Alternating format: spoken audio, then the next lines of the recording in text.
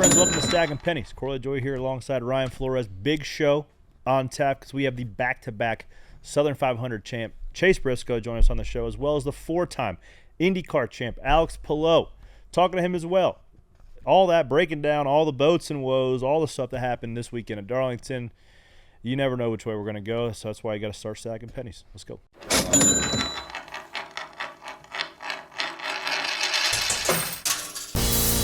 Stacking them deep, selling them cheap. It tastes like gasoline, rubber, and victory. We're just out here stacking pennies. All right, friends. We got some pennies to stack. How we doing today? LaJoie here alongside Ryan Flores on a Labor Day. Hopefully you guys aren't laboring too hard today. Hopefully you're relaxing with the family because we had a tremendous Southern 500 to enjoy last night. And a lot to break down because we have none other than the back-to-back Southern 500 champ Chase Briscoe and the four-time IndyCar champ Álex Palou joining the show. So it's going to be massive today. I'm excited to talk to both those fellas.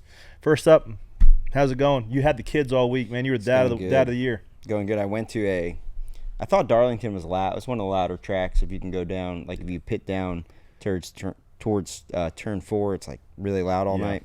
Homie, I went to it's called Descendants and Zombies World Tour Disney thing. I never heard noise like that in my life. Just a bunch of 8-year-olds shrieking. No, tweens screaming every time this one kid, don't know who the kid is, popped up on the screen. Disney kids.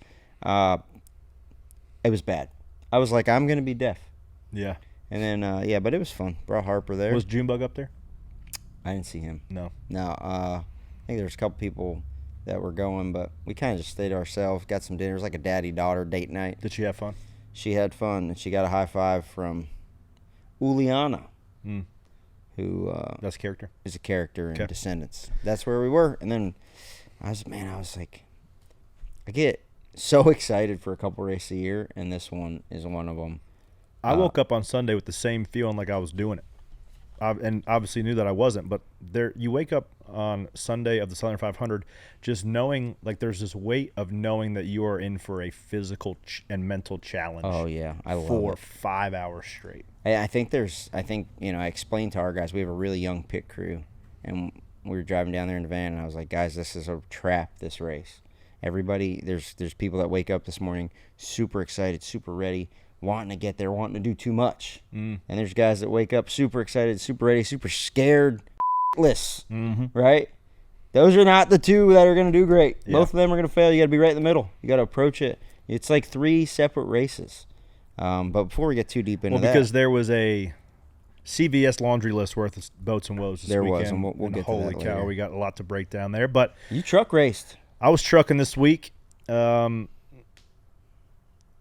day. We were a 6th to 10th place truck, ran about 8. I think we finished 8th in the first stage, 6th in the second stage, chipping our way up. It was tough day on pit road for the fellas. I think we were negative 12 on pit road. Been there. Of the day. I've been there. So we just better than being negative 20. Yeah, 5. yeah. So we just went to 10th, 11th to restart. Got back to 7th, 6th, 7th. LaJoie goes around Tanner Gray, picks up that 6th spot. Corey's doing pretty good here. He started in 9th in this race. We haven't talked about him. Haven't had Is that the Onion? And he's gained 3 spots up in the 6th. 4th, having a great day. So here's the restart. 15 to go. I haven't seen it yet. We were feeling good about. I felt like we could have got to 6, give or take here. Your 4th car inside. Yep, and the trucks don't have a ton of forward drive, narrower tires, and they have like a decent power on, and there's not a lot of drag on them. So I found that I haven't figured out exactly yet how to launch well because they're kind of in between first gear and second gear. Second kind of chugs, first gear is a little bit high, and you're only in it for quick. Can you not like in these things? You're drag and brake. Yeah, you're drag and brake trying to get RPM up. But yeah, so I tried to do that. It chugged a restart earlier, so I was trying to go first gear here. Roll into the box, time it, go from first gear to second gear, spin the tires, and I kind of favor down like 3-4 feet. And blend back in line, keep it moving. We're going 3-4 laps later, all of a sudden they tell me I got a restart violation for pulling out of the line. Oh, no. And I was not happy about that whatsoever. Said some mean things on social media. Yeah, that's always the best. When they have grievances, it's always the best to go right to Twitter. Yeah. Because After we out Denny doing it every week, and Yeah. I was like, oh, well, there you go. Well, here's the thing, too. It's like remote broadcast. They don't really cover a ton of storylines besides the 11 smoking everybody's ass every week. So, like, they didn't even cover, and it looked like I just hit the fence, had a flat tire, and, like, my day was over, and that wasn't the case at all. So it's like, how do you explain that there's a rule that prohibits somebody from pulling out of line too early to make a move on a restart going forward, which wasn't the case for our restart, right? Got a bad restart, chased it to the left 3-4 feet, merged back in line, no harm, no foul. In NASCAR's race controls perspective, I was doing it for an advantage, and I guess we'll agree to disagree. So I thought that there was some people up in the race control that knew what they were talking about and could at least use their better judgment and common sense to not just hand out restart penalty calls for no reason. But we went in there yesterday. I popped in there on Sunday. Was down there for Hilton Grand Vacations doing some meet and greet stuff. So I poked my head in there. The first 10 minutes of that conversation went about as well as you'd expect. And then we ultimately shook hands and agreed to disagree and kept it moving. But I was just asking for what is the process of how you guys go about handing out a penalty like that? And how could you not do the same thing for somebody else in a very similar situation, right? If somebody's not trying to gain an advantage, if they get out of shape on a restart, are you going to double penalize? A guy didn't get a good restart. I didn't get a good restart. Spun the tires, so you're going to double penalty? So is there argument that you were trying to block the guy behind you? That was one of the things that they presented, which then we pulled the overhead cam up, and the guy behind me was a truck length back, so that should have ruled that argument out. I think that rule is tough because it's not black and white, and it's varying at every racetrack you go to. Yeah. So that's where you need to be, like, Well, super situational aware. Yes. And if you also, like, it's one of those, like, it's almost like the line at Daytona. Yeah. If you don't advance or defend, then You shouldn't have to do a you penalty. shouldn't have to do it, right? It's Yeah. like the double yellow line. And it probably needs some polishing up. I think that's a ticky-tack call on you. I can understand your frustration. A rule nonetheless, right? Which is like, but it's a tough The way to spirit ruin of the rule. somebody's race. Yeah, it's like, What's the spirit of the rule, right? The spirit of It's the rule not- is to not let somebody pull out and pass somebody before the start-finish line. Yeah, it makes sense. Yeah. But if somebody's not going forward and there's no harm, no foul, what are we just dishing it out? And we'd have been sixth. But Maybe 2 or 3 mean tweets from you will change the rule. I don't foresee I'm that just being the kidding. case. No, I'm just kidding. Yeah, I don't foresee that being the case. There's enough. I just wanted, join in the fun. Everybody else seems to, fire off mean tweets and feel good about it. So I just joined the list this week. But nonetheless, I was somewhat pleased with that run. Not great, not bad. We're 2 steps behind front row trucks and Tricon trucks. And unfortunately, I don't think that we can revamp our body builds to what those guys have for the course of the year. But we're going to some racetracks where aero's not a super important thing. Bristol's coming up next week. If you had Loudon, one to circle, Martinsville. which one is it? What? If you had one truck race to win to circle the rest of the year. I think we can go run well. I think we go run well at Bristol next week. And Loudon next week. Always run well there. Yeah. Martinsville. I don't know where we go in between that. Roval. They run the Roval? Talladega. The trucks run the Roval? Yeah. You guys are Rovaling? Yeah. I mean, so I feel good about being competitive in all those. Yeah. I've run well at all those tracks at some point in time. So, yeah. Phoenix will be tough. It's like, the blend of you got to have a lot of downforce, mechanical grip. So we'll be fighting from a uphill battle there against those guys. But I think we can still go. If we can keep making our trucks a little bit better, I think we can get to be where we should be running, 3rd to 6th. And then once you start doing that, then something might bounce your way. I think we could do that at Bristol, though. That's good. I'll tell you. It's fun. It's fun to get back in the saddle a little bit. I'll tell you. There's a handful of really good guys. I think, I raced around guys. Ty Majeski, I think he didn't get a fair shake in that Roush car a couple years ago, right? I think he is a dude. I think in the right situation, Ty could have a lot of success on Sundays. I think Grant Enfinger, too, is a guy a lot of people sleep on. He is a solid race car driver. everybody knows what I think about Hemrick. I think he's a dude as well. So a lot of good quality teams and drivers in that series. It's been fun to rub some fenders with them. And then fast forward to Sunday because really and truly, there is nothing like the energy of the Southern 500, buddy. The fender rubbing started early as well with the 21 car. So let's go and run the tape. If you're watching us on YouTube, we got all these clips teed up for you. It's going to be a content video heavy day. Right over the bump. Then he gets loose, gets into the door. Man, 45 light contact. brutal, man. We got a little bit of damage here. Watch it 21. Watch it bounce. See it bouncing right Oh. there. He gets loose, loses control. Man, this is – I'm always going to have drivers back. How much damage he has. We're watching the 22 here. It's hard to see. Let's just pause it for a second, Sean. Rule number 1 in the driver handbook, it's never the driver's fault. Rule number 2, I back won. to rule number 1. We lost. You fix it. That's the driver handbook they give you at the pamphlet on when you get to the driver's meeting. But Josh Berry was a passenger here because you at this point in time there's this right there's the tweet. There's a tweet about we're rewarding the best. We're not rewarding the best driver. We're rewarding the best team, and people got up in arms about it.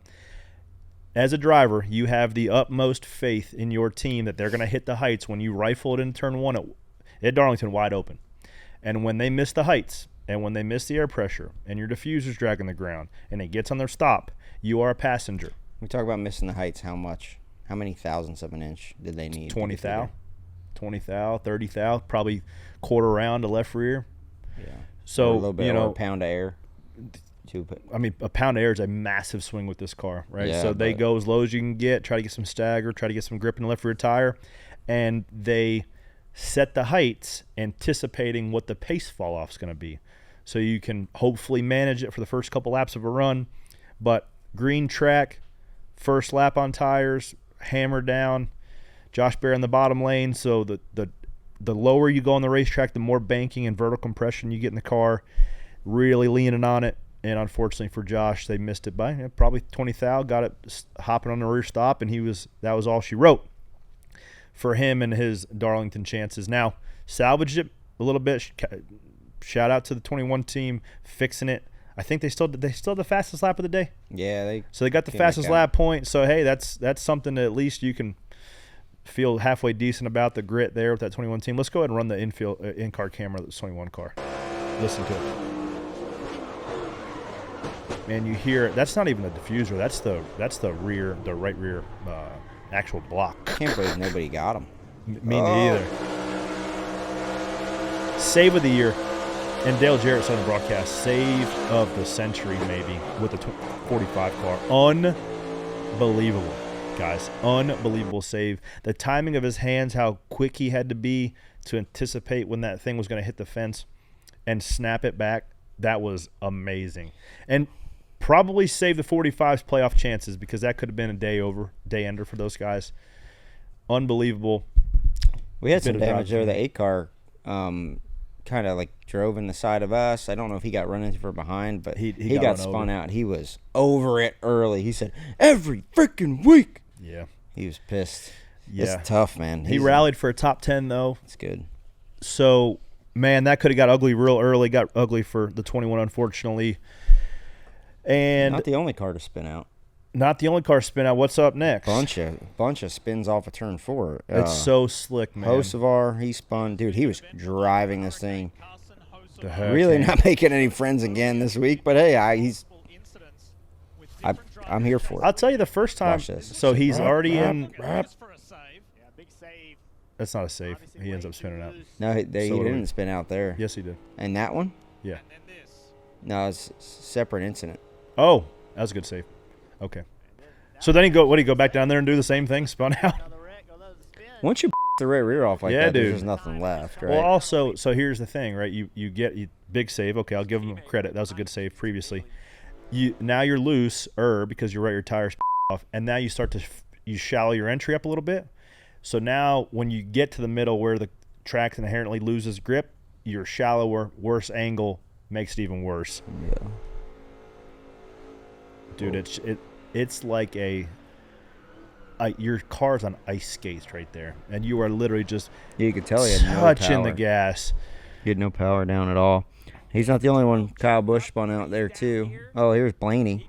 Yeah, tough spot here. Oh, this is Kyle Busch and Blaney? Yeah, Kyle Busch bout spun out, and Blaney ended up being in the RCR sandwich. Great driving, but right there he gets off the brake. I'm going to call that driving. He gets off the brake, which gets the car to swing Yep. back. If his tires are locked down, Pause I it. think he hits So, yeah, I mean, great save off the wall. And then, unfortunately for him, he's the furthest part from pit road as you can get. So he drives around the rest of the racetrack on 4 flats, scrapes the right front diffuser or right front splitter off, and diffuser height, you're taking a couple 100,000s off that, and then your day's going to be brutal at Darlington. So he rode around, unfortunately, wounded the rest of the night. Wasn't able to really salvage a good day after that. But back to the 77, they had a day. Well, the reason the 12 was back there is because the 77 got spun out on pit road. After he had gotten spun out, he came down with the lead lap cars and then kind of got in the middle of it all. I don't know. I didn't see it. So there was a lot of – so I was trying to what's the movies where they got the pins and the red threads? Like I'm trying to figure out, okay, what – because I was driving back home last night. I'm like watching all this chaos go on pit road and this guy's interview after the race and that guy's interview after the race. And Chris Bell said so Carson had just spun out, right? He just brought the yellow out. He's the last car in line or wherever he's at. He was hoping that he was going to concede when he was getting into the box. So when you are the last car in line and you have nothing to gain, nothing to lose, you're going to fix damage, or all of the cars, what happens is all the cars are in a lead lap pit, and then there's like a 20-car gap. Yeah. So you're 20 car lengths back anyway. So what that means is if you're down pit road and the car that's leading or is fifth drops Jack on the left side, he's leaving while you're trying to get into your box. It happened with us on a green flag stop. But you try to figure out like when they're to blend. And what Chris Bell was frustrated about is that common practice there is like, okay, the 77 has nothing to race for. He just spun out. He's got to fix his car. What's the rush? Give me 5 seconds before you get into your pit box and wait for me to leave. But that's where that's not on Carson, and that's what Chris Bell said. That's on Luke or the spotters. But like at that time, you got to think too. Everybody thinks that everybody's looking at this from 40,000 feet. They know what's going on. Luke might be talking to his guys, telling him what the damage is, looking at pictures, trying to figure out how to orchestrate what's going on. And it really comes down to the one with the broadest view of everything is the spotter. Tyler Green spot for him on the 77. Yeah, but I don't want to jump too far into pit road boats and woes here. But if we're talking about this 2077 on pit road, is if the 20 drove into like the 77's door, that means the 77 was pretty well committed to the box. I got to see it. I haven't seen the video yet. Let's run it. Because the reason we're watching now is because this is what happened to the 12. So that's the 20's crew chief. Who's that? Oh yeah, that's on the 20. Yeah, the 77 wasn't that far back. Well, the 77 wasn't that far back either. I don't. Maybe it was. Not clear out. Hang on a second. Yeah. Oh, that Jackman was in a tough spot. He just, I'm gonna go back over here. Let me know when you're done. So that's how Blaney, gets in the back there. Who's the 20 guy? Big guy. Adam Stevens. Yep. Like Cowboy. Cowboy. You know. What are you gonna do, Cowboy? If we're gonna say who should have done what, I don't think that's less. That's less. Thing that Adam Stevens sees. He knows where they're at, and he's not thinking about the 77 because all the other cars that are coming are already leaving. Right. So it's like kind of lost in the sauce of what he's watching. Like all the cars he sees coming, and he might even think that the 77 is leaving as well, or just like another one that's it's like flowing. A bang thing. Because he's not the one directly in front of him. He's in front of the 12. Right. So it's like you're kind of worried about the guys directly in front of you. I see. So it's tough. It's a racing deal. But anyway, that's how. Back to the point. That's how Blaney ended up there because we just saw his in car. He was stopped. Yeah. Oh, and then he didn't like leave right away because there's guys out there, and it was a mess. Just yucky. It was a mess. So I see why Chris Bell's frustrated. It ruined his night.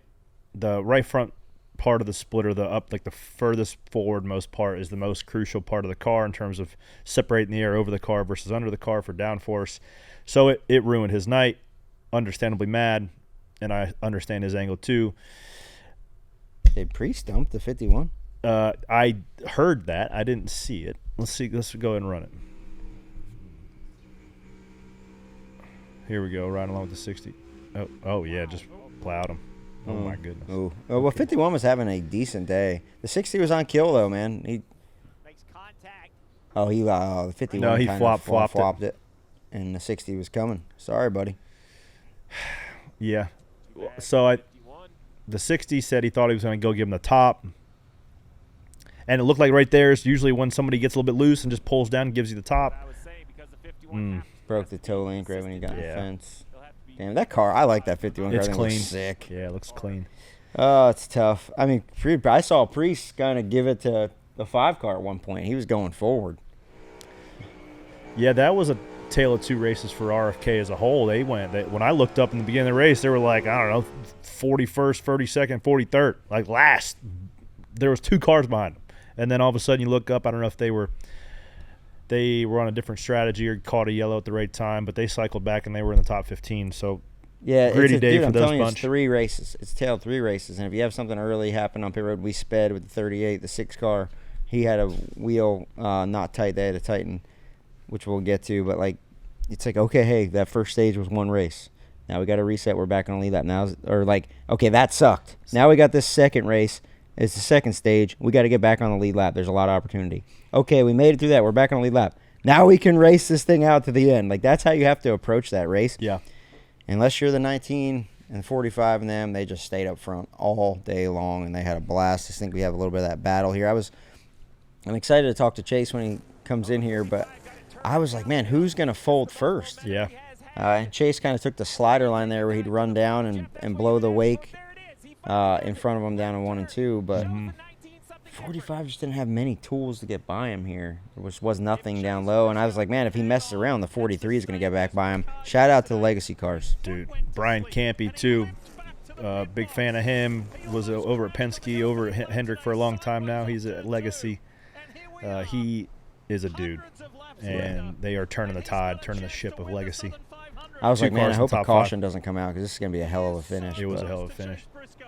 I was torn because I was like, man, if a caution does come out, we'll get a good money stop, playoff money stop, Southern 500. See who's got it. Well, I'm glad that didn't come. Man, my heart was pumping. My heart was pumping. And it was an exciting race because it is hard to articulate on the broadcast to people that you are manhandling this heavy hunk of you-know-what around this track on 40-lap, 50-lap tires at Darlington. You are literally skating around. And for the 19 to run 15, more like 25 perfect laps with the 45 on his heels with 1 mistake could have changed the game for them. That was a tremendous effort. Absolutely. Out of Chase. And hey, guess what? He's calling in. Mm-hmm. So we better just get him on here and talk Let's go ahead and get him on. We've been obviously Southern 500 heavy, so let's put a bow on that with the champ himself. Is going to join us here right after the break, as well as 4-time IndyCar champ and Indy 500 champ Álex Palou is going to piggyback right off the back of him. So, guys, do not go anywhere. We will be right back.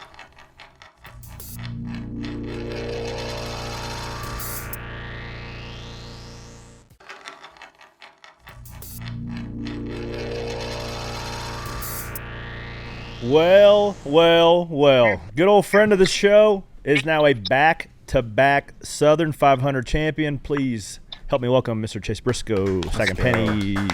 Hey, big dog. Congrats.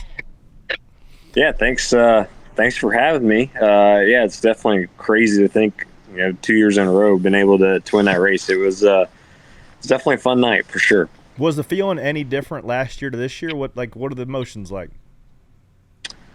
It definitely feels different, and just even how we won the race, right, was way different. Yeah, I don't know. That was that last night was cool just because I've never, at least in my Cup career, I've never just like dominated, right? And I've seen the 19 car do that as a fan, and it was cool to be like on this side of it where you're the guy driving it now, and I was just glad, truthfully, I was able to hold it off. There for a second, I didn't think I was going to win, and if you have a car that leads that many laps and you don't win, it's not a very fun meeting the next day. Dude. So yeah, I was glad that we were able to hold on to it. Not a great stat popped up with like 50 to go. It was like guys who have led 160 laps or more, and they all finished like 38th, 35th, 26th, 4th. Like, nobody had won, and I was like, oh, my God, that's a terrible stat. Where, like, with a car that dominant, when you get late into the race, how much of that creeps in the back of your mind, like, all right, don't screw this up. Don't screw up the next pit stop. Don't screw up the next thing, or how much is it just executing?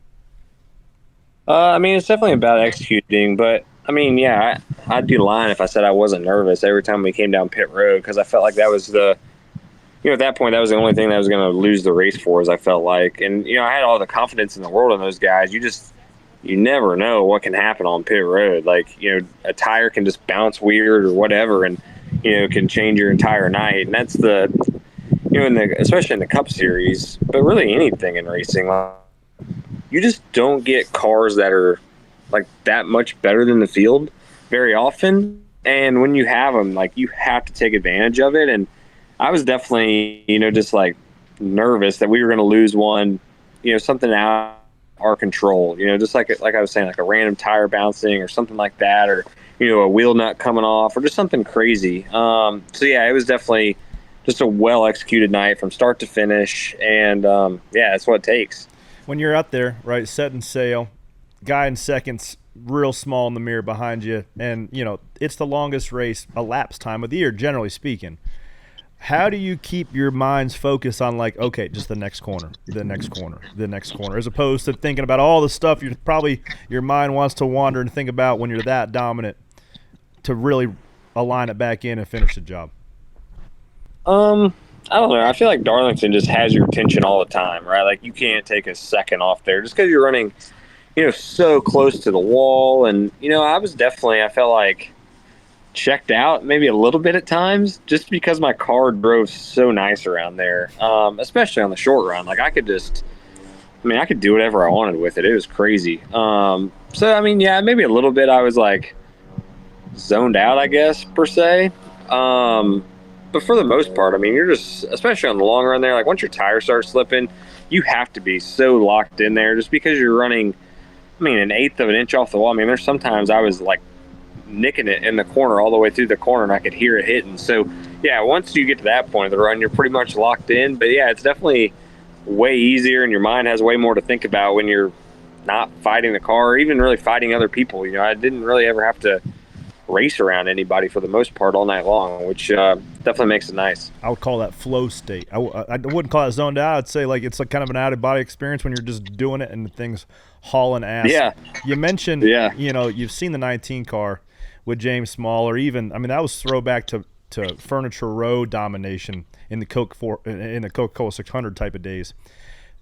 How was that with James over the radio, right? He's very matter of fact and to the point. And my favorite shot of the night, and I don't know if you've seen it back off the broadcast, but he's like sitting there pensive, as Lee Diffie called him, like this. Oh, yeah. Just like this, like watching stoic. it until it came right by in front of him, and then he absolutely lost his mind. So what was that conversation like after the race? Very just James Small-esque conversation, very short and blunt to the point. Just good job, mate, and some other cuss words in there. Yeah, James is definitely just like, it's I don't know how to explain it. He's a different person than Victor Lane. Like, he just lets all this emotion out. He's all jacked up. And, like, when the car obviously crossed the finish line, it's funny to see him like that because you don't, see that very often. But it's because he's the guy literally, like, that is all he does, just work on making the 19 car as fast as possible. And he puts so much effort in it. And whenever we can finally, win and, celebrate all that work, it's fun to see him like that. And plus his mom and brother were there. It was his mom's first ever NASCAR race.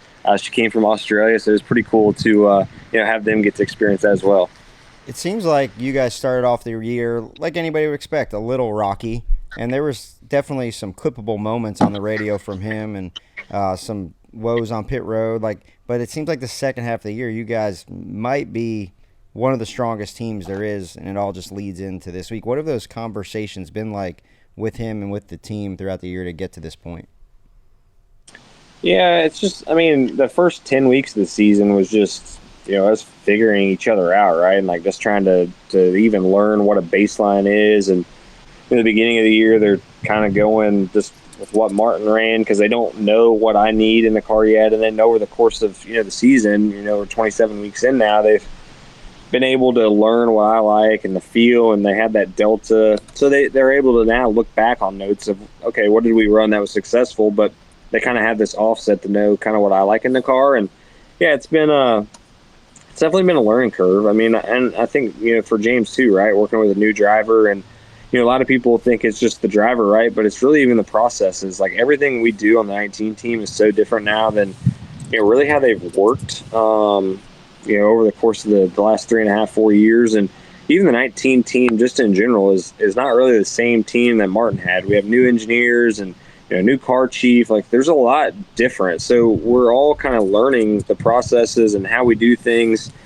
Like the 19 hadn't done the sim in 3.5 years, and now we do, probably 6 to 10 hours a week on the sim. So it's just like all these things are so different for this team and, the processes, and it just took us a little bit of time. I feel like, really even today, we're still trying to navigate, what is that perfect, week leading into a race weekend, and how do we navigate that, and what's too much, what's not enough. And it's definitely been something that we've learned a lot, I feel like, as we went throughout the season, but we're definitely kind of finding that sweet spot, I feel like, of, just what works for us.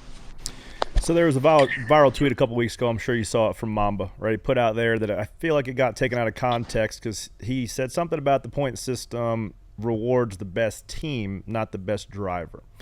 And for a little bit of context, I feel like you are a perfect example of that because everybody knew what your potential was, what seemed like you could never really show it consistently for the, with SHR going through what they went through, shutting down. And now you get into a team with the processes that you've continued to evolve and develop around your style and what you like.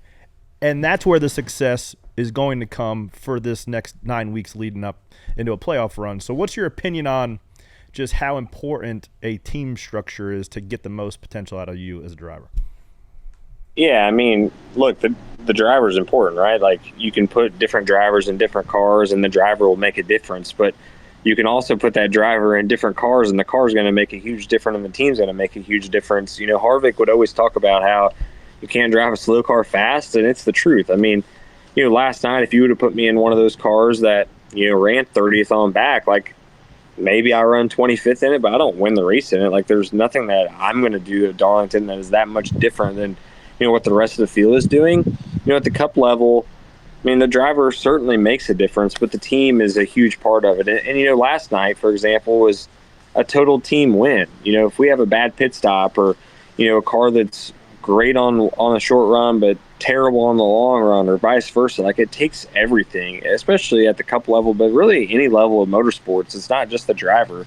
It's the team and it's the camaraderie and it's the equipment that you're bringing. I mean, it takes everything to win at any level, but certainly the Cup level, everything has to be right. And, part of being right is obviously the driver, but that driver cannot go show what he can do without the team. And, I'm very fortunate to be with, arguably the best team in the sport. And, it definitely is. I mean, look at my Cup results this year versus prior years, right? Like I'm not doing anything different this year than what I did last year. And, I've ran way better this year, and it just comes down to the car's capability. There's no more stressful job than being a picker guy in all of sports. I think it is the job there is when it comes to stress, buddy, unless you're that Miami kicker last night at Notre Dame. He was 0 for 1 in his college career and had to go out there and kick the winning field goal. That is exactly what your 19 team felt like last night, I assure you, when it came down to the end of the race. But that is why they're the dogs of the week this week. So I want to give a little shout out to your pit crew because, like you said, the only way that you can lose it is something happening on pit road, and they executed. So Lee Cunningham, front changer, Daniel Smith, rear changer, came over from Stuart Haas, C.J. Bailey, tire carrier, Caleb Dirks, your jack man. Big maturation in him. He's done a great job. I know he had some struggles to start the year, and he's really coming into his own. And then Matt Tyrell, your fueler. What do you have to say about those guys? Yeah, they like you were saying, it is not an easy position to be in when you're leading all night because really all you can do is wrong. You can only lose spots, and they did an incredible job of handling the pressure. And that's something, like you said, at the beginning of the year, I mean, it was a little bit of a struggle. We have our quarterly report, and I think, the first quarter of the season, we were like 15th or something like that. And, all the other JGR cars were in the top 5. And this last quarter, we were, by our metrics, the best pit crew on pit road. So they've been just an incredible turnaround. And really the trajectory of the pit crew has been the same as our team. From kind of Coke 600 on, they've been just a really just solid team. From start to finish in the race, we've really, that I can think of, only had kind of 1 or 2 blow up stops since May. So it's been a lot of fun getting to work with them guys, and it's fun as a driver when you can come down pit road and you know that 99% of the time they're just going to be on it and not have a mistake. And they were, Corey was talking about that flow zone or whatever, right? I felt like that was them last night. We did 10 something pit stops, and I bet all of them were within 2 to 3 tenths of each other. I mean, they were just solid all night long. Did you come out with the lead every time? Is that what I every saw? single time? Let's go. Yeah. Dude. Love that. Night. So now, what do you shift focus on? Now, I'm sure just this shot of the arm and just confidence. It seems like winning the Southern 500 for any team is going to be an absolute huge confidence booster, momentum booster to kick off the playoffs in that fashion, as dominant fashion that was. Do you automatically start shifting your focus a bit more to prepare for Loudon for round 2 and just really put some eggs into that basket? Yeah, I'm sure. Our sim schedule will probably change a little bit. Look, we're still going to try to go these next 2 weeks and win. For us, the playoff points is the biggest thing that we need to be focusing on right now. And last night, we nearly doubled our playoff points. We went from 10 to 17, which will be massive for us in the rounds coming forward. So, yeah, we're still going to definitely focus on these next 2 weeks. But, we probably will put a little more emphasis on Loudon and stuff like that, just especially with that being one of, I would say my worst racetracks. So, I think for us, last night can definitely be one of those light switch moments for us as a race team where we kind of finally realize what we're capable of when we put it all together. And, it's hard to just talk about it and never do it, but for us to finally be able to talk about what we feel like we're capable of and going and doing it, hopefully that'll be what our team needed to kind of be that spark to keep doing that going forward. So we talked to Dave Alpern last week on Sirius, and he gave a cool nugget, which I never heard. He said, I met Chase. We were talking about you, and he said, I met Chase when he first moved here. He lived on my neighbor's couch. And I remember my neighbor being like, hey, you got to meet this kid. He's a race car driver. And he said, being a team president, which Dave Alpern's team president of Joe Gibbs for context, he's like, I was like, oh, yeah, hey, man, patted on the head and walked away. He's like, I would have never thought that this kid was our guy in the 19 car. So, do you remember that? What do you remember about that? Oh, yeah. Yeah, I remember, moving in and actually I met him at church for the first time. And they're like, hey, this is, Dave Alpern. He's the president of Joe Gibbs Racing. And, yeah, it was a very much, he didn't blow me off, but, he has drivers coming up to him all the time and telling him, hey, this is who I am. And, yeah, just obviously he was the neighbor of where I was staying. And, I just would, be very cordial with him. And when he would go out of town, I would, I think he had 2 cats, if I remember right. And I'd have to go change, the kitty litter and stuff and give them water and stuff. And I did that for, I don't know, probably a year. And, it's crazy to think. that was 10 years ago. And then now to, be in Victory Lane with Alpern and, being, one of the 4 JGR Cup drivers, it's definitely pretty wild to think about. All these kids are going to be lining up for pet sitting services now after this. Well, yeah, buddy, I am proud as hell of you. Back-to-back Southern 500 champ, arguably the best team in the playoffs here to make a run. We got 4-time IndyCar champion Álex Palou coming up after this. Got anything you want to ask him? Let's just go ahead and let him in. Yeah, I'll ask him something. I've never met Álex. We've been trying to get him on. Let's go ahead. There he is. Álex Palou. Meet Mr. Chase Briscoe, Southern 500 winner. Corey LaJoie here alongside Ryan Flores. How we doing? Yeah, good job, man. Yeah, congrats to you as well. Awesome. Thank you, guys. Thanks for having me. Absolutely. Well, Chase, we'll let you go. Thank you so much, pal. Congratulations again. Thank you, buddy. Appreciate it. Thanks for having me. Absolutely. Oh, we're on a heater today, ladies and gentlemen. From the Southern 500 champ to the 4-time IndyCar champ, Mr. Álex Palou joins the podcast. First I think he's the undefeated race car driver ever. I don't know that there's. I don't think he's lost a race. It's easier to count the race you lost this year than the amount that you won. They were on an absolute heater. No. I wish that was the case. Well, Álex, thank you so much for your time. I'm sure you're on your media tour post championship number 4 here today, so congratulations again. Just wrapped up at Nashville Super Speedway. How are Indy cars around there? That bump looked gnarly this weekend. Yeah, that bump is tough for us, man. It's very late in the corner, when the car is super loaded, and then suddenly you just get that big bump. And for us to not feel that bump, we need to raise the car so much that we lose so much grip. So we just end up just riding that bump and just trying to survive. It's very tough, especially when the tires go off and you start sliding a little bit before the bump, and then that just makes it a lot worse. In the Cup car, the concrete tires at Nashville in particular, they feel like you're on top of the racetrack. Like you never get a great feel, and it's kind of like a numb feel. How are the Indy cars around there? I just have no clue. Same thing. Over the concrete, it just feels like the car just slides the four wheels all the time. Like you're never 100% grippy, like in all other tracks that we go to. So it makes it fun. It makes it challenging. Well, it seems like I talked to Mr. Bob Pockers. You have had the pleasure of having him in your garage. Hopefully you enjoyed hanging out with Bob as much as we do over on the NASCAR side.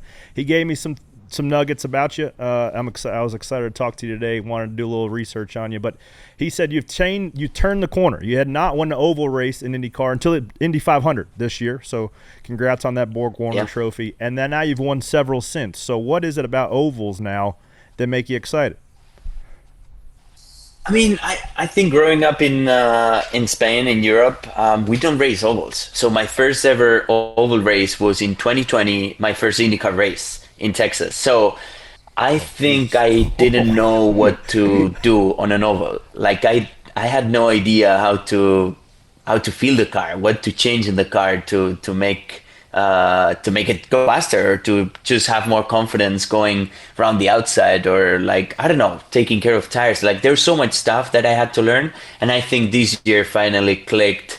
And I would say it's only because of experience and just from trying stuff that worked or didn't work for me. So yeah, this year for sure, it's been the first year that I enjoyed racing on ovals. There was a little bit of I don't even know what you call it, rumors going around, right? Going to Red Bull, everybody just likes to spin stuff up, but it's not mystery that somebody of your caliber, arguably one of the best drivers in the world right now, would have an eye if there's an opportunity to become a test driver. You've tested some F1 cars, I believe. Is that correct?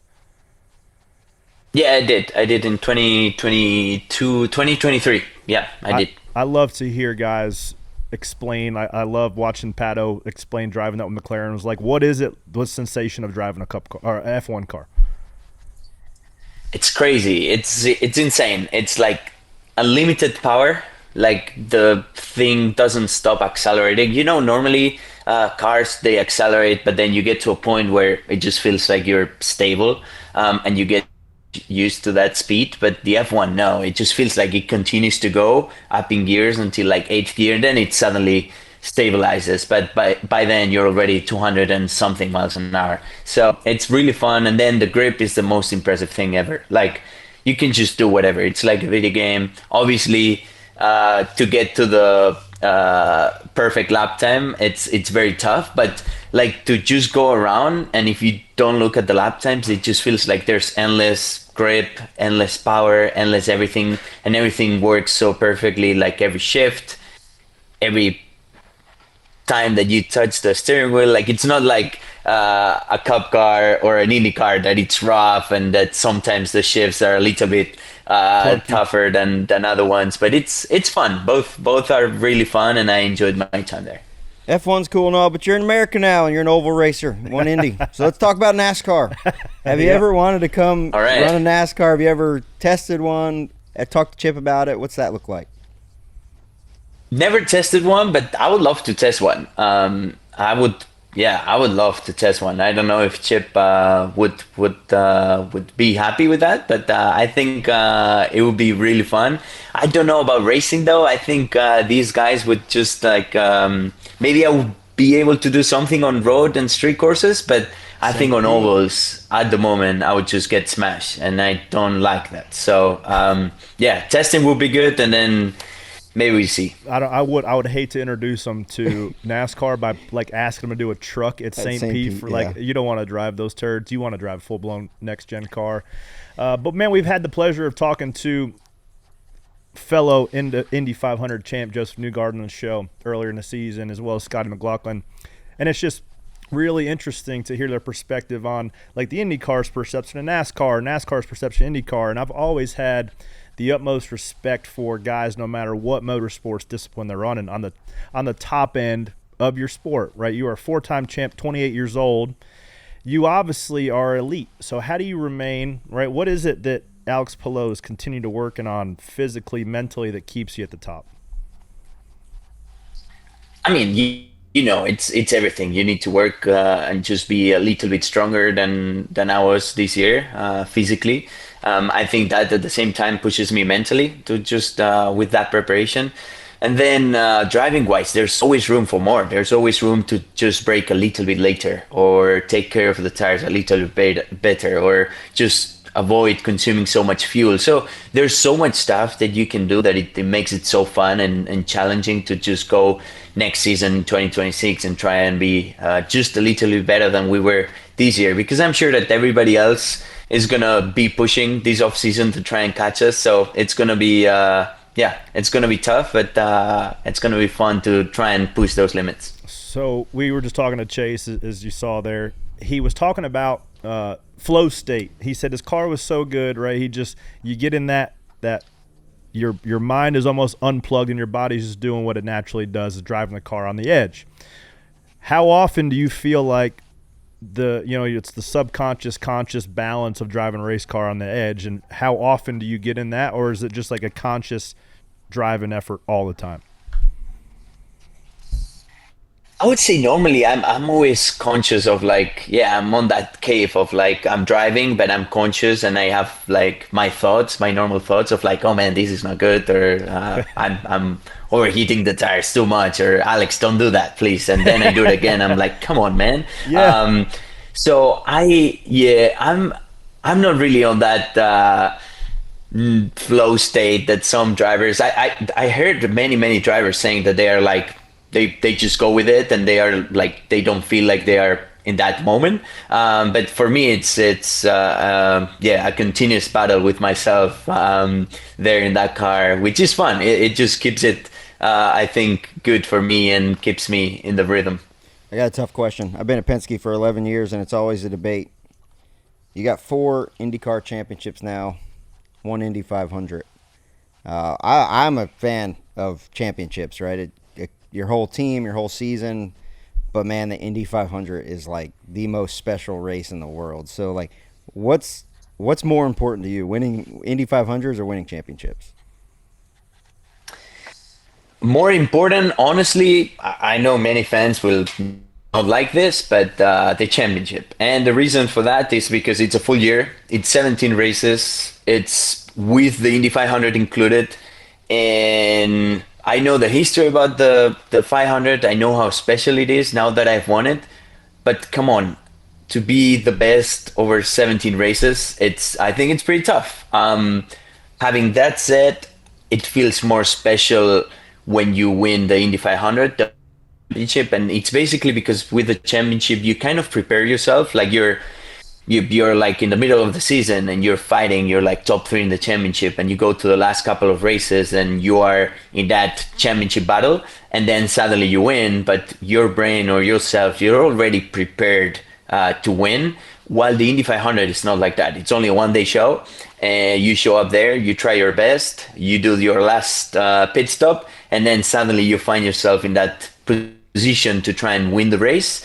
And you cross that start-finish line and your life changes immediately. It's not like a 6-month period. So I would say that because of that, the energy that you get and the feeling, the happiness that you get, it's a lot bigger at the 500 than at the championship. What's the coolest thing about winning the Indy 500? What was the coolest thing you got to do, or the coolest experience? Is the milk cold, or is it lukewarm, room temp? Oh yeah, it's cold, super cold, and especially after being in the car for 2 hours, it just feels extra cold. It's great. It tasted really good. I don't really like milk, just chugging milk, but I loved it. It was great. And then winning that, the best thing for me was just getting out of the car, knowing that the whole IMS was for me and for my team, and then seeing my team running towards me with like so happy. They were so happy, like those mechanics that they've been working so hard to get like a little bit of more speed in the car, and they've been working so hard, maybe like 15 years in IndyCar to get one Indy 500, and finally getting that with them. That was the most special one, like the most special moment. Then I got to do a lot of cool stuff, like went to a Pacers game when they were in the playoffs, and just being there surrounded by all the Indianapolis city, then went to New York. Like I got to do a lot of cool stuff, but my favorite part was just celebrating at the track with 350,000 people and all my team. Álex, you have been in the IndyCar, what, 6 years? And you've won 4 championships. 6 years, yep. 19 wins. Some would call that GOAT status, right? All before the age of 30 years old, right? You still got a year and a half to get there. That's unbelievable.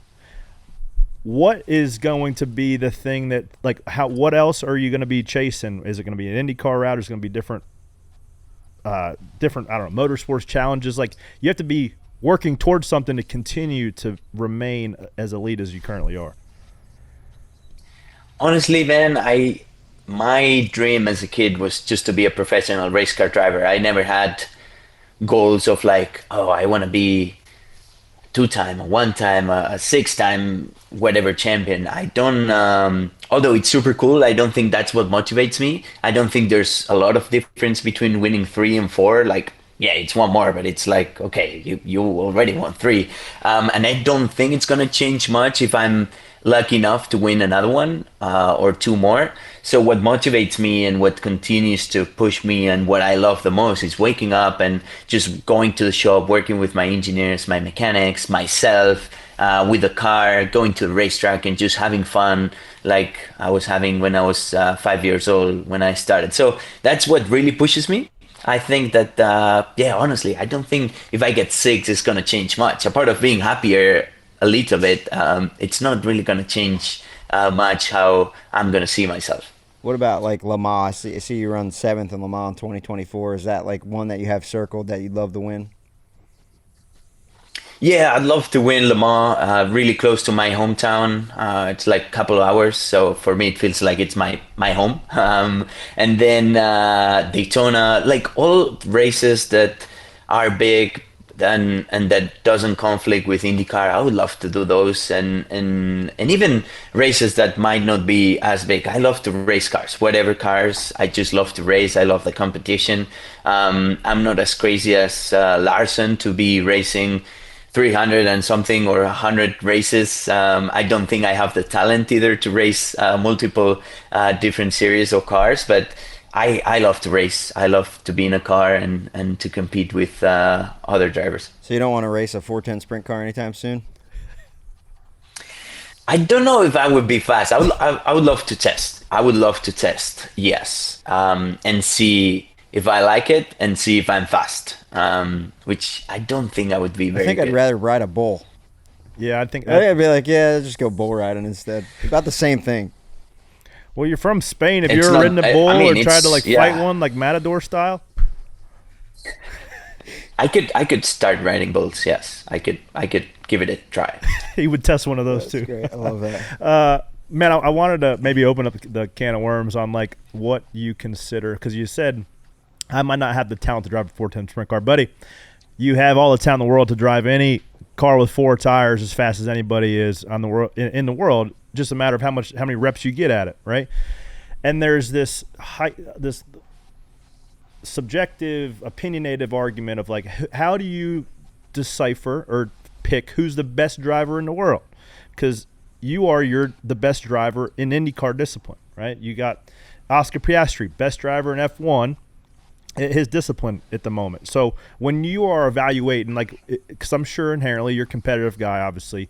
When you are looking at the global map of race car drivers, how do you feel like you stack up, and what sort of metrics are you looking at of where you rank? I think it's honestly it's very tough. It's very tough to compare people that is like in different disciplines. Like as I said, I don't think that going to NASCAR for me would be like I would be good. Like I think it would take me a long time. I think I would struggle. I don't know if I would ever be able to be fighting at the level that I'm fighting in IndyCar. And I feel the same for other people going to other series. I think it's easier for me, for example, to go to like F1 than to go to NASCAR because of the race, the way you race. I feel like there's drivers that are very talented and are able, like Kyle, to go to the 500 and be super good. But at the same time, it's very similar style of racing to NASCAR. So it doesn't, I think he would maybe need more time if he goes to a road course. Maybe I'm wrong. I would love to see that. I know that he's super, super talented and he would be able to do very good. But, I don't know. I think it would be just fun to have maybe Oscar come to an IndyCar race and then us go to a NASCAR race and then Kyle and I go to an F1 race. That would be obviously the only way to just see and compare, and it would be super fun. But obviously that would set it up. Never happen. Let's set it up. Let's do it. I'm stuck on the bowl stuff. I forgot that the running with the bulls went on in Spain. Have you ever been to that? I've never been. That's only for crazy people. No, you know it's for crazy people? Been. Let me tell you it's for crazy people, Alex. Showing up for your first oval race in an IndyCar, Texas. That's for crazy people. You can miss the bulls. You got to be strapped into that thing for 200 laps around Texas. One day show, yeah. One day show, no testing. Because it was COVID, so we were supposed to go to St. Pete and then test at Texas because I was a rookie, and then suddenly with all the COVID, everything got changed up, and I ended up going to Texas for one 45-minute practice, qualifying and race the same day, and I was like, what am I doing here? Like, what is this? Yeah, dude. Welcome to America. Here. Roll into this place. This is the track? Yeah. This is what do we got going on here? It's like your checklist. Hold it wide open. Do 240 on average. Don't pass out in turn 3 and 4. Okay, other than that, buddy, good luck. Welcome to America. Alex, yes. I don't have you too much longer. You're a busy man with a lot of people to talk to, but I do have 3 questions for you that we ask all of our guests. If you had to pick one type of car and one racetrack to race at the rest of your life, what do you go with? Ooh, only one? Honestly, probably the place that I had most fun, I have 2. One was IndyCar Laguna Seca. I don't know why I love that place and that car. But the other one that probably is a little bit, maybe a little bit quicker and just super fun. It's Suzuka with the Super Formula in Japan. When I raced there, it was an amazing car and track combination with all those high-speed corners. So yeah, those are my 2 picks. I love a new one like that. Appreciate that. Question number 2, what's your most embarrassing moment at the track? At the track, I have many, man. I have many embarrassing moments. Like this past weekend, I spun going out of pit lane in Nashville with the pit limiter on. I just got the boost up like from 0 to 100 and I just spun alone. So that was a very embarrassing moment, and I have a full list of embarrassing moments. As we all do. And I appreciate the fact that you're not scared to admit it. Last one. If I had the Men in Black pen, right, that zaps all your memories. Have you ever seen the Men in Black movie with Will Smith? Yes. So if I had that pen and I got to zap all your memories, but you only got to keep one, what do you keep? I don't know. Probably I don't know, winning the Indy 500 because I won there. All my family was there, so I would kind of remember having my daughter and my wife. So I think that would be a full mix. That's great stuff. Alex, I would love to have you in studio. If you ever get around to Charlotte, North Carolina, would love to have you in. But nonetheless, buddy, congrats on 4 championships. Keep up the good work. Álex Palou, ladies and gentlemen, a Stacking Pennies. Thank you. Thank you, guys. Thank you so much.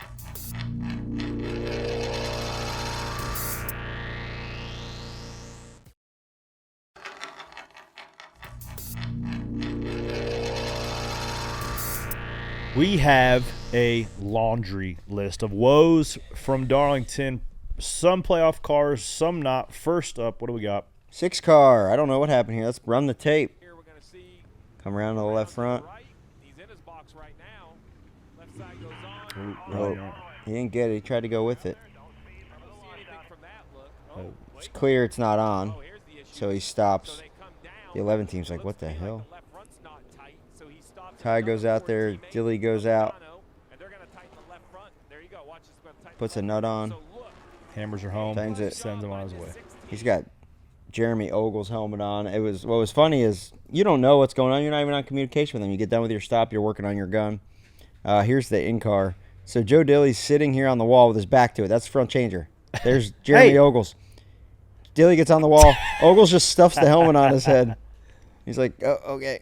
They gave him gloves like he didn't know. Just puts it on. We talk about doing this a lot, but like, dude, you do it with a teammate, right? You can kind of hear your teammates. The 11 team is like, what the hell? They're getting ready to pit. My question was, what's the penalty if someone stops in your box and somebody jumps over the wall without a helmet and puts a lug nut on? Do you get penalty? The car you pit on has to come down? Like, yeah. what's the penalty there? Because you're just not going to keep your helmet on and everything the whole race and get ready for someone to come with their lug nut loose. Like, especially on a green flag cycle. You're ready for it under caution. Yeah. Under green, if depending on when you pitted, like, you're not quite there ready, especially that far down pit road too, right? You kind of have a little bit more time.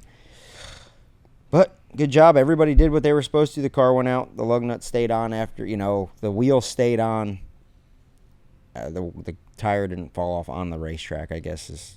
He landed the plane, keep on going, live to fight another day. They get a penalty. It sets 6 car back. Yeah, he paid the tax early too, right? He had to do a pass through first stage, went down, and they just kept fighting, kept pitting the thing back in. I don't know if they took any waiver rounds throughout the course today, but the 6 team got back on the lead lap and ended up top 15. 15th. So that was a gritty day out of that bunch. So, same kind of day we had. We sped early, sped on the first stop. Then we got on the second green flag stop. We about wrecked with the 23 on pit road. It was really close. We said you saw it.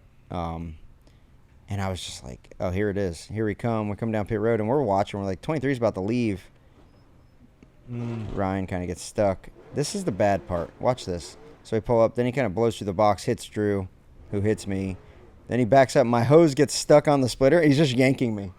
And I was just like, oh, boy, oh, boy, oh, boy. Right here. I'm like watching like Ryan's having zero fun right now. Well, we were really far away from the wall, so I'm like, okay, just don't make this like – the damage is done. Don't make it any worse. Yeah, just get the right? wheels Everybody on. Just calm down. Don't get a penalty. Get the wheels on.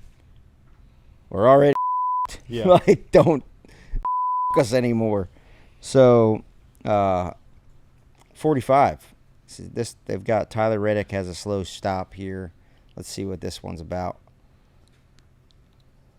now that all this is fixed, right? So you What the beard on that guy? Oh my God! Oh, Mr. Jack. It's hiding in this man's, chin broom. Yeah, oh my a God. lot. Dude, the 45 Watch has his been. beard. So they're Look fixing at that thing. Jesus. In the Darlington sun, just glistening. Missed it. That guy. I believe he was like a Navy SEAL. And I joke with everybody on pit road.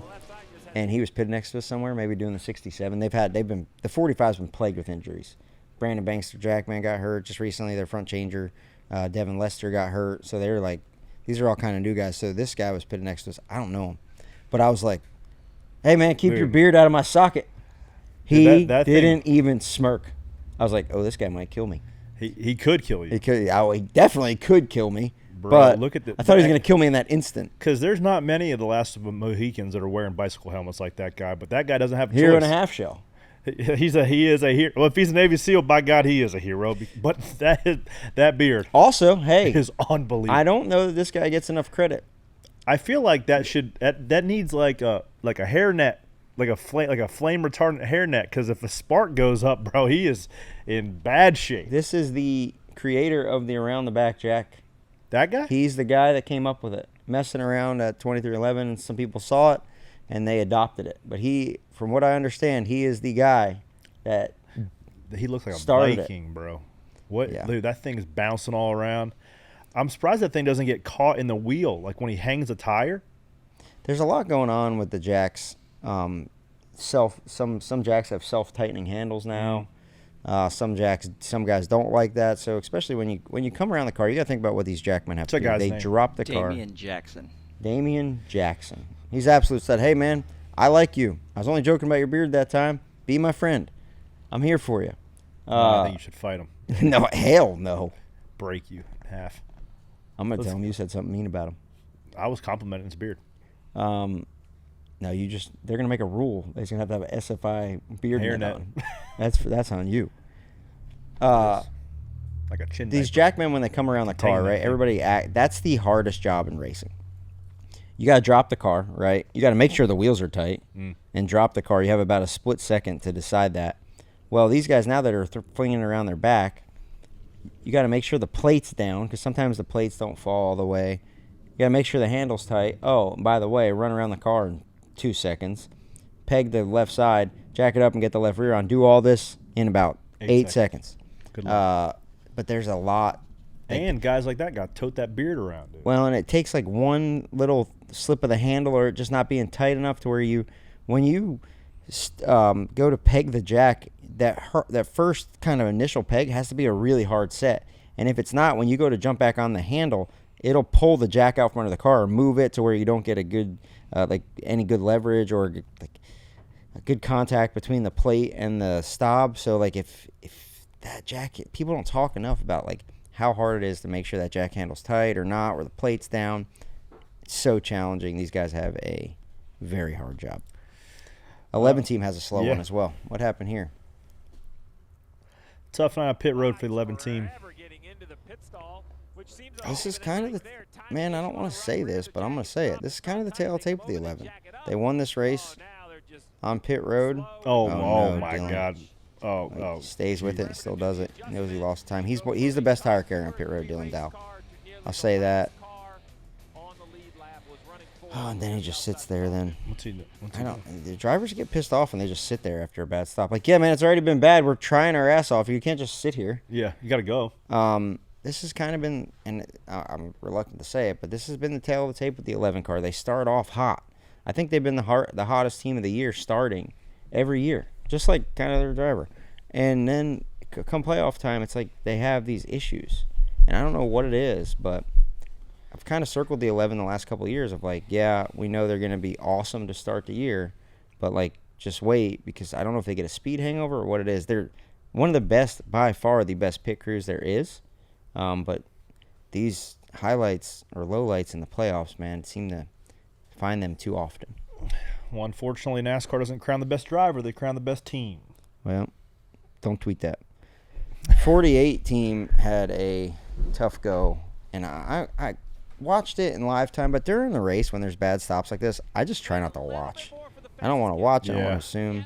So they come off the right side, a little bit slow on the right, but something's wrong with the gun. And it looks like when I was watching it, there was an angle from the left rear looking over. Looked like the air gun might have split, or where it goes in the box. Oh, but what man, a disaster that is! You got to have your spare gun. Oh my God! Yeah, then Tasser's hose gets stuck under the right front. Now, hey, in their defense, that's would have been a great stop in 1968 on Ned Jarrett's car. That'd have been like, yeah, boys, nailed it. Well, I just don't. There's a couple things. 32 seconds. Do we have another angle of that? Is that what you guys are going to play here? So this is the angle I was looking at. So they throw the hose. Now the backup guys are looking at it. He follows the hose. He's like, something's wrong. So it must be blowing air. And then he comes back to the wall and he says, you're good. Now he's giving him the spare gun, which isn't plugged in. God. That spare gun's pause it. Sean, I know you love pausing it. Sean, just for the listeners to know, when I asked Sean, who's our video guy, to pause and play the videos, he gets really mad about it. So just want to let that out to America. You have to have your backup gun ready to go, and it's something to forget about often because, like, before the race, you're working on your guns. The playoff guys just got new guns from Paoli because they give you your guns. So, like, there's a lot going on, but it's like a checklist item. You have to have it ready for this instant. And here's the thing. Most 99.999% of the time, you're never going to need it. Yeah. It's the one time that you don't plug it in that you're going to need it. So this bunch, whoever the team leader is on this bunch, has to do a better job with making sure that their stuff is ready to go. It's something I like almost forget about every week, but I double check it. It's on my checklist. I check the O-ring in it, check the paint on the socket, make sure there's no gunk in the socket, and then I kind of set it in the shade, and I talk to our jackman like, our jacks are there. Let's make sure that if we need to get to this hose, we know how to get to it. The thing that makes me wonder what happened here is the road crew guy comes back and he's like, you're good. So I wonder if the hose came out of like the coupler, like if it wasn't clipped all the way and somebody stepped on it. No, back onto the box. Because he runs to the hose, so he must have heard it, like the air coming out. It runs back there, and then he's like, we're good, but there's already like way too much confusion and commotion. I don't really know what's going on. That's where I don't. The one got his hands on the gun. Here, take this. I can't. The hell am I gonna do with this thing? For the life of me, why Hendrick is not running comms yet? They don't run intercoms, so they're all just going off of body language. They can't talk to each other. So in this situation, for me, I'm like, hey, stop. What's wrong? Get the backup gun. Or, okay, hold on, I got it. Watch the hose, get the hose. Like, you can talk through it, and everybody can be on the same page. But here, you're just going into a blind, and the has hit the fan. It gets worse the more you watch it. Oh, my God. Yes, this is tough. Oh, that was a tough one. So that's and then like we saw the 24 and the 9 both have slight issues. I don't think the 9 car could have done anything on the left rear. You know, I don't know if comms would have helped them there. Well, that's okay. They get that tire was okay. But that's where see, like that's on the left front. That's where comms will help you. When I said comms, intercoms, where we can talk to each other like most of the teams have. Hey, shout out to that carrier, man. He was getting ready to ride it out all the way to the racetrack. Ryan Patton, Ohio State Buckeye. He was ready to go. 9 car here. This was right next to us, man. These guys are a great team, but you're going so hard. TJ just doesn't quite get the left rear pinned, and it doesn't catch threads, but they stopped it right away. Allen's actually rolls the left rear tire, and so he's standing right there. He's calling chase out. So they were able to. That was a minimal penalty, I'd say, that they got there. Lost a couple spots, but unfortunately for Hendrick, overall they didn't have the speed to overcome. They had issues, and then they just got mired in traffic. Tough night for HMS, top to bottom. That's a very uncharacteristic night. We're always used to seeing the 5 out there setting the pace. He was hard to even grab the top 5. So got a little damage, hit the fence, been a toe link, finished 19th. Listen, I'm not ready to pull the fire alarm though, because this thing is the way this car is, how competitive it is, the way the metric works, all the things. Any given week, you never know if it's going to be. It's clearly Toyota brought the heat this week. They had between Gibbs, his first time in Toyota's history, they finished 3 different teams in the top 3 between 2311, Joe Gibbs, and now Legacy. Legacy, it blows my mind that Legacy. It's like the 3 car. Hey, you guys run crappy all year. You go to the hardest race of the year. It's haul like ass. The 3 car at Richmond, one of the hardest races of the year, and you just haul ass. Like, man, it's so crazy. But those are also racetracks where it is the hardest race of the year, but it's not like really an orthodox race where it's the same. Like it's a place where you can try something different or have a different approach and run well. So it also, good for them. I was thinking about this watching it. There are guys who are generally, or let's just say Eric Jones is a great example, 2-time Southern 500 champion. There's several guys who run particularly well there. It's a place that rewards given 99.5% and not 10 tenths all the time.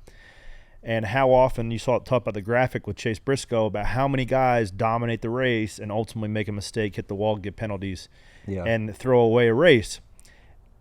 You can go 10 tenths for 450 miles at Darlington, but inevitably all it takes is one time stepping a pinky toe over that edge that the lady in black's going to grab you. She's going to snatch you.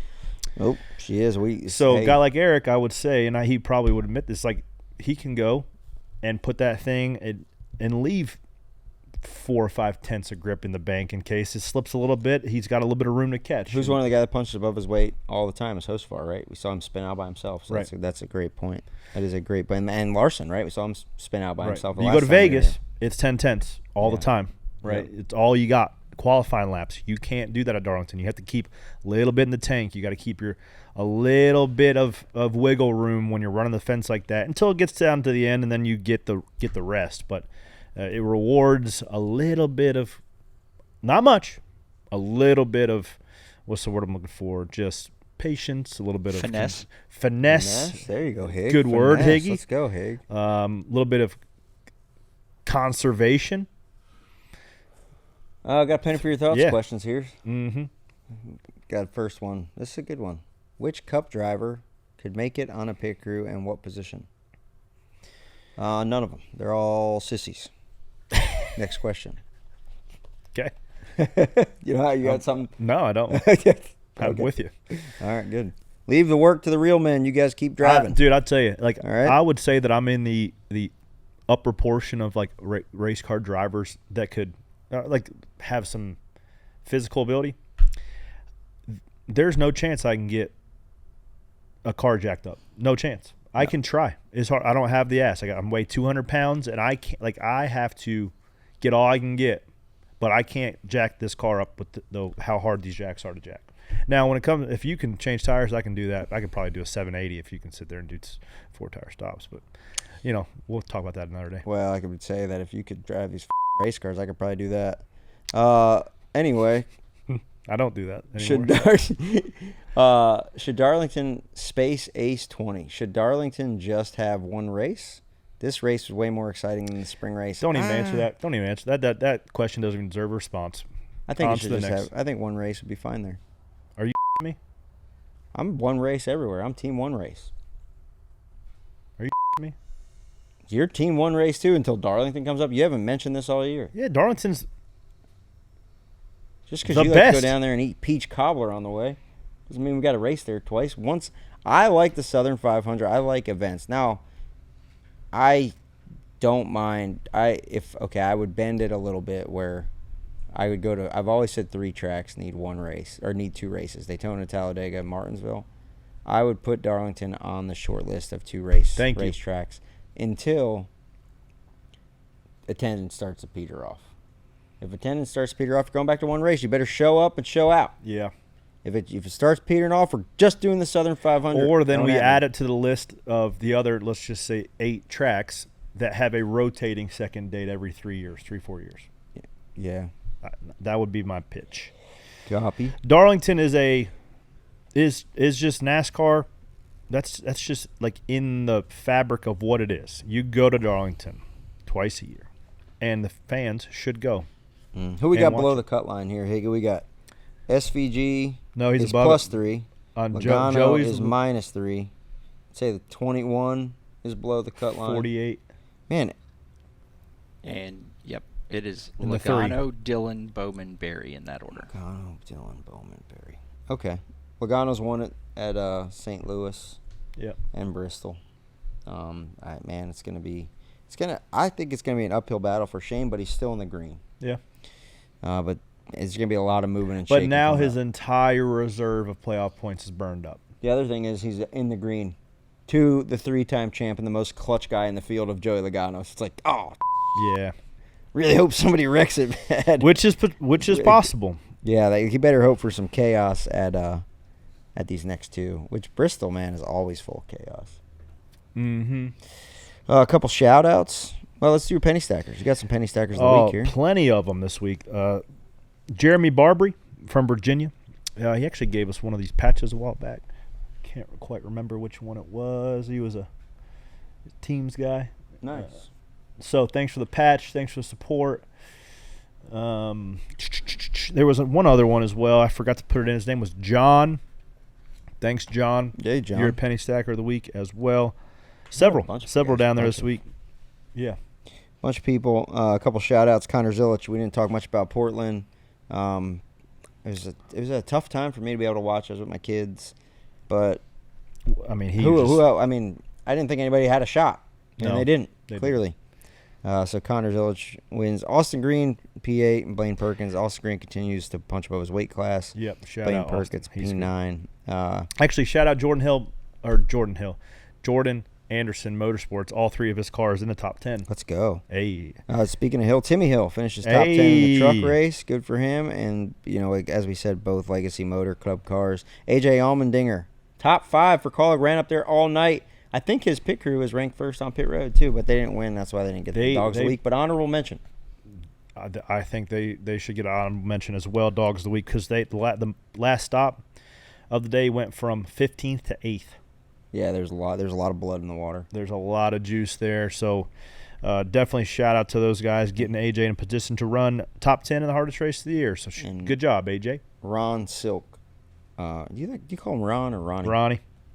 We call him Ronnie. I think it goes by Ron. Ron Silk wins the modified race at Oswego. Oswego, man, is so badass. Labor Day, their Bud Classic weekend for their super modifieds. They run the modifieds on Saturday night and the super modified race on Sunday.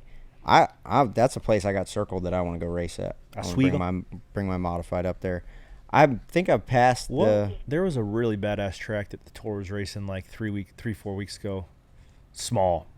Banked a ton. Seekonk. Is it Seekonk? Probably Seekonk. Or no. There's another one up there called Monadnock. Yeah, I think that's what it was. Monadnock, yeah. That place looked awesome. Yeah, it's sweet. There's a lot of really cool tracks up there. There's nothing better than like this time of year in the Northeast. Short track racing, it's great. Briscoe. I like how like every region of the country, all the racetracks are somewhat similar, right? You got the Riverheads, Monadnocks, like all these little sub 3/8 mile, fairly banked, high grip racetracks. Thompson's a bigger one, but Stafford, they have like all these similar characteristics. You go south, Florence, Anderson, Cordele. See what happened at Carteret, the Southern Modified Tour race? Higgy, I think you got the video. Oh, that guy ran down. And that was smashing Joey Coulter's windshield. Well, I was like, man, if you're going to do that, do something that's going to take him out of the race. Yeah, because I was looking at Joey Coulter's car. I was looking at Joey Coulter's car, and I was like, he's got tear-offs. He's going to be just fine. In the super late model ranks, and here's what happened down the backstretch. Looks like a little bit of Coulter's there. Going into turn number 3. A lot of billboards at that racetrack. He must be doing well in the sales department. That racetrack is bad as bone. Oh, that's a big wreck for him. That's a rear clip right there. Yeah. How much? Hard to tell a little bit by that camera angle, but he wrecked right at the Las Vegas sign. How far is that from here? 3.5 hours. And now Johnny K jogging. Now he's got to get a new Hans device and a new rear clip. Now, what's the move, though? Like, if you're going to be that pissed off to go, oh, dude, imagine if that thing would have caught his leg and ripped that old man underneath there. That would hurt. The best move I ever saw, John Blute III. Yeah. He ran, now the hoods are a little bit more closed off, ran across the track. Ripped the distributor wire off. Ripped the distributor wires off and then beat the windshield in. Second time I saw him do it, he ran across track, jumped on Harry Reid's hood, and Harry Reid went to go take off, and he reached in and grabbed the throttle linkage and held it wide open. Oh, my God. Yeah, I'm not scared. And then he shut it off. Then he ripped his distributor wires out, too. That's a savage move. Yeah, it's a savage move. John Blute III, one of the best to ever do it. God rest his soul. Crazy son of a gun. Yeah, clearly. Yeah, moving on. That's it. Let's land this bird. Man, what a show. A couple great guests. Appreciate you guys sticking with us, stacking pennies. Hope you enjoyed it. We got a lot of great stuff coming up this weekend as well because of playoffs. Round 2, St. Louis or Worldwide Technology or Gateway, whichever you wanted to call it. It's 3 p.m. on Sunday on USA. And we just keep adding places where you can watch us. You really don't have an excuse as to why you can't listen to us on a weekly basis. You can find us on wherever you find your podcast, Apple, Spotify, SiriusXM Channel 90, NASCAR's YouTube channel. We had numbers on the old Apex Hunters episode. Was great this past week, so thank you for the comments and the views on that. The NASCAR channel on Tubi. I'm loving just to be able to fire my TV up and have the NASCAR channel right on there. It's on what Tubi, do you have? You got Samsung TV, Zumo Play, Prime Video. Prime Video is where I'm at, and Roku. You should be on Prime Video too. Since when? Yeah. So you can look up, you can watch Stacking Pennies on Prime Video? Yeah. Hey, what's up? Yeah. Jeff Bezos. They realized you were stealing all of our ideas. Appreciate it. They realized you were stealing all of our ideas for the Prime broadcast, and they just put us on Prime Video. Yeah. That was good. I need a little bit of residual. Well, appreciate you guys listening to us. Hope your week's going to go well. Hope you enjoy some time with the family today on Labor Day, but also clear your schedule. Pencil us in October 2nd, the 5th annual Kickball Classic. Some of your favorite Corey drivers. Yard again. No, I rolled you a meatball last time. Yeah, whatever. Fulfill our should have rolled her a little harder, buddy. Our movie prophecy, because I've got it. Lionsgate's picking up the script. Actually, we're going to pull some script and some tape from that. Miles Teller's going to be me. Zach Galifianakis is going to play you, and we already got it. If you would have rolled that a little farther, it'd still be in the air. Could have went to orbit if you rolled a little faster. Yeah, I even put a couple extra pounds in there to make you feel better when it kicked you like a little grandma. October 2nd, Kickball Classic, guys, at the Atrium Health Ballpark in downtown Kannapolis. Come out and see some of your favorite NASCAR drivers, celebrities, media personalities. You never know who's going to pop by. That's all I got, guys. Thanks for stacking pennies. Corey LaJoie here alongside Ryan Flores. Have a great week. St. Louis this weekend. Who's it going to be? The cut line is creeping up on some fellas. We're going to know more as it shakes out. Have a great week. Goodbye.